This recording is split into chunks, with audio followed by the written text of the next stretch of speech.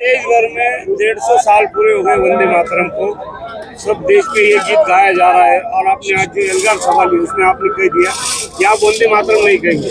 भारत के संविधान जो डॉक्टर बाबा साहेब अम्बेडकर जी ने का जो संविधान है, जो भारत का संविधान है, उसमें कोई भी धर्म, कोई भी जाति पर कोई भी कायदा लादा नहीं जा सकता।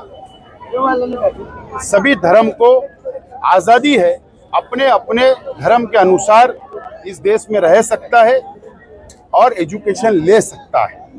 और सुप्रीम कोर्ट का भी जजमेंट है कि किसी पर भी कंपलसरी आप कायदा लागू नहीं कर सकते। लेकिन राज्य सरकार ने 31 अक्टूबर से 7 नवंबर तक जो कंपलसरी स्कूल में, शाला में जो वंदे मातरम जो कंपलसरी किया है, वो सिर्फ स्थानिक स्वराज्य संस्था, महानगर पालिका, नगर पालिका, जिला परिषद को सामने रख के दो जाति के अंदर लड़ाने का काम किया है और वोट हासिल करने के लिए ऐसा अध्यादेश, ऐसा जीआर निकाला है। क्या आपको अगर वंदे मातरम पढ़ने के लिए कहा जाएगा तो आप क्या करेंगे या स्कूलों में पढ़ना चाहिए? मैं हिंदुस्तान से मोहब्बत करता हूं, हिंदुस्तान के संविधान को मानता हूं, भारत देश के संविधान को मानता हूं। लेकिन अगर जबरदस्ती कोई मुझको कनपट्टी के अंदर पर बंदूक लगाकर, कट्टा लगाकर बोलेगा तू वंदे मातरम बोल, तो मैं वंदे मातरम नहीं बोलूंगा। नितेश राणे ने कहा कि जो संविधान नहीं मानता ऐसे लोगों को पाकिस्तान भेज देना चाहिए, सीधे लफ्ज़ों में। नितेश राणे सिर्फ वोट बैंक की राजनीति करते, महापालिका की निवडणूक को सामने कैसे स्टेटमेंट कर रहे। शेख आसिफ को निकालोगे? अरे 25 करोड़ इस देश के अंदर मुसलमान हैं, क्या उनको आप निकालोगे? जिन्होंने इस देश के लिए कुर्बानियां दी, जो हमारे बुजुर्गों ने कुर्बानियां दी, हमारे उलमा ने कुर्बानियां दी, इस देश को आज़ाद कराया, क्या उनको निकालोगे? ये तो मजाक वाला स्टेटमेंट है, ऐसा वक्तव्य है।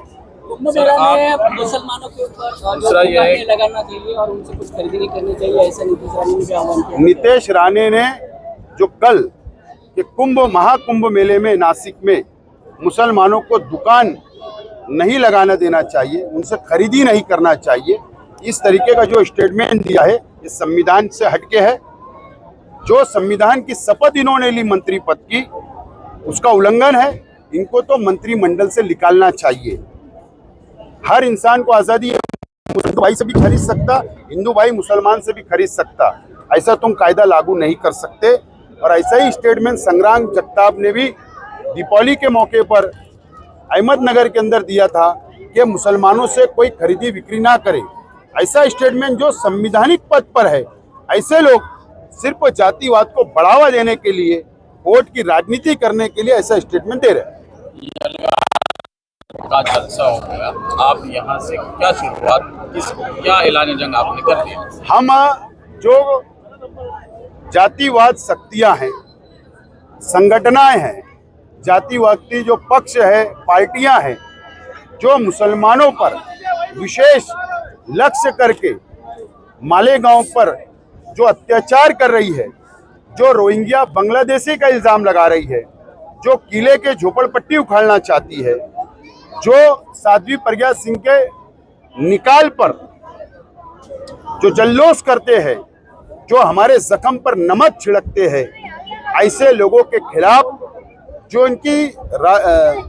जो इन्होंने प्लान किया है या जो उन्होंने साजिश की है कि मालेगांव महानगर पालिका पे भगवा लहराने का, तो हम इस्लाम पार्टी के तमाम ही कार्यकर्ता, पदाधिकारी और ये शहर के आवाम ये कभी होने नहीं देंगे। हम कोशिश करेंगे, प्रयत्न करेंगे कि इस्लाम पार्टी का महापौर मालेगांव महानगर पालिका में बैठे।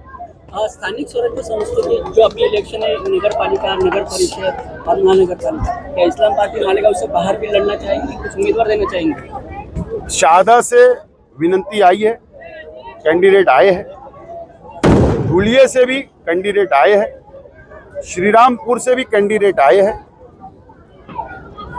अनेक कैंडिडेट अलग अलग जिले से हमारे पास आ रहे हैं, हमारे अर्ज करके गए उन्होंने उम्मीदवारी का, लेकिन हमारा जो पार्लियामेंट्री बोर्ड है अभी हम तैयार कर रहे 2-3 दिन में, और उसमें हम निर्णय लेंगे कि हमको मालेगांव से बाहर जाना है या नहीं जाना है, और जो पार्लियामेंट्री बोर्ड निर्णय करेगा उसके अनुसार आपको इत्तला दी जाएगी, आपको बताया जाएगा। एमआईएम पार्टी को आप कंपेटिटर समझते हैं? इस्लाम पार्टी एमआईएम को कंपेटिटर समझती है?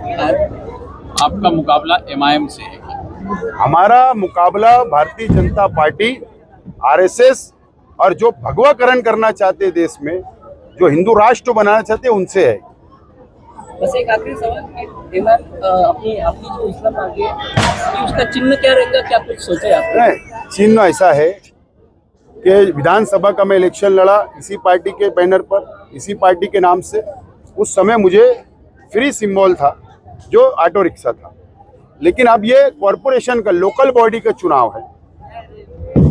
राज्य निवडणूक आयोग से हमने विनंती किया है कि हमको वही चिन्ह हमको दिया जाए। राज्य निवडणूक आयोग के पास अर्ज है हमारी विनंती के ऊपर वो विचार करेंगे। अगर वो सिंबल देते हैं तो अच्छी बात है, हम स्वागत करेंगे, और नहीं दिए तो फ्री सिंबल बहुत है। और सिंबल आज सोशल मीडिया का जमाना है, सिंबल पहुंचाने 12 घंटे का काम है, इसके अंदर कोई चिंता की बात नहीं है। आपने देखा 17 दिन में हमने ऑटो रिक्शा पहुंचा दिए। जो कांग्रेस पक्ष की खासदार को 2 लाख वोट मिलते हैं, मुझे 1,10,000 मिले, कांग्रेस को 7,000। ये गांव है, ये सब समझता है किसको वोट देना, किसका सिंबल क्या है, तो कोई चिंता की बात नहीं।